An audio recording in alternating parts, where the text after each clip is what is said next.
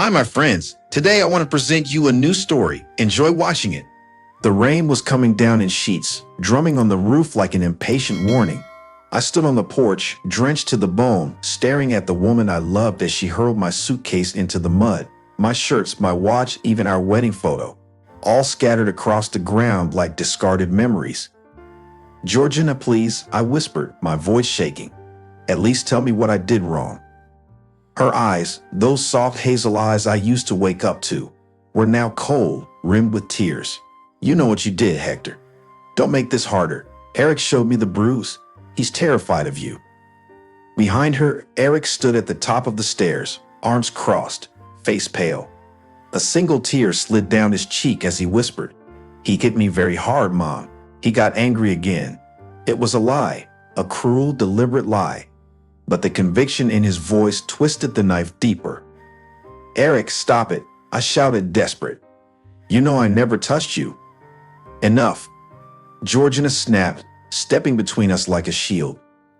"You're not staying here another minute, not after this." The sound of the door slamming behind me was final, like a verdict. I stood there for a long time, rain soaking through my clothes. That night, I sat in my car, engine off, gripping the steering wheel until my hands ached. The house behind me, our house, glowed faintly through the storm.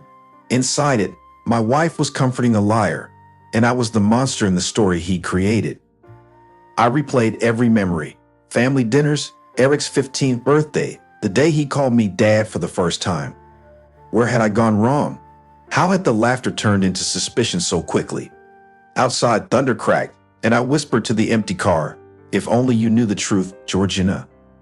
But love, I was learning, can be blinder than hate. That night, I lost more than a home. I lost the life I thought I built on trust. And as the storm swallowed the last of the light, a single thought echoed in my mind. Lies don't destroy families overnight. They rot them from within until one day everything collapses. And mine just had. It didn't happen overnight. Eric was far too clever for that. He didn't accuse me directly at first. No, he planted doubts like seeds in Georgina's heart, watering them with quiet whispers and frightened glances. It began with small things. "Mom," he'd say softly when I left the room, "Hector's been yelling a lot lately. I think he's stressed." By the time I returned, Georgina would be quiet, distant, her smile replaced with polite restraint. Then came the subtle shifts. If I raised my voice, even slightly, she'd flinch. If I tried to discipline Eric, she'd step in instantly. One night, when I told him to put away his phone at dinner, Georgina said sharply, "He's just a kid, Hector. Stop scaring him." "Scaring him?" I laughed bitterly. "Georgina, I asked him to eat with us." She sighed, turning away. "You don't hear yourself anymore." Her words cut deeper than she knew. Weeks later, Eric had red marks on his arm from someone grabbing his wrist really hard. Eric walked into the kitchen, arm tucked against his chest, eyes wide and trembling. "He grabbed me too hard," he said, just loud enough for her to hear. I froze. "That's not true," I said, voice shaking. "I wasn't even." But Georgina didn't let me finish. She reached for Eric, pulling him close. "I told you to control your temper," she hissed, tears streaking her face. That night, I heard her crying through the walls. I stood outside our bedroom door, hand pressed against the wood, unable to knock. I loved her too much to shout. She loved her son too much to doubt him. And so slowly, our home turned into a battlefield, one built not on shouting, but on silence. What I didn't know was that Eric's lies had only begun to bloom, and soon, they'd poison everything we ever were. Loneliness changes a man. After weeks in that cheap motel, I stopped hoping Georgina would call. Instead, I started searching for the truth she refused to see. It was Grace Navarro, the lawyer my colleague recommended, who gave me my first glimpse of light. Calm, perceptive, she looked at me over her glasses and said, "Mr. Alvarez, lies leave fingerprints. We'll find them." We began with Eric's digital trail. Grace got access to Georgina's financial records, and that's when the puzzle started fitting together. Small transactions I'd never authorized, strange emails sent from Georgina's account late at night, and a new debit card in Eric's name. Then came the messages on Eric's phone, Buried deep in deleted threads were texts to his friend. Eric, it worked. Mom's crying again. Friend, dude, are you serious? Eric, she'll dump him soon. Then we can move to the city. I felt sick. My hands trembled so violently I almost dropped the phone. But the worst came next, a video. Our private investigator found it through a nearby store's security camera. Eric slamming his arm hard into a metal doorframe, looking around nervously, then snapping a photo of the forming bruise. When I saw it, I couldn't breathe. The air left my lungs like a confession. I pressed my palms to my face, shaking. He planned everything, I whispered. Grace's voice was steady. You can still clear your name, but you need to face them both. That night, I sat in silence, staring at the evidence spread across the table, the proof of my innocence and of my family's collapse. I didn't know what hurt more, Eric's betrayal or Georgina's blind faith in him. But one thing was certain, the shadows had spoken, and I was ready to bring them into the light. 3 weeks after finding the evidence, Georgina finally called. Her voice trembled through the phone. Hector, Eric's been quiet lately. I think maybe we should talk. It wasn't forgiveness, it was uncertainty. And uncertainty I knew was my last chance. We met at a small cafe downtown, the same one where I'd once proposed to her. The scent of coffee filled the air, yet all I could taste was bitterness.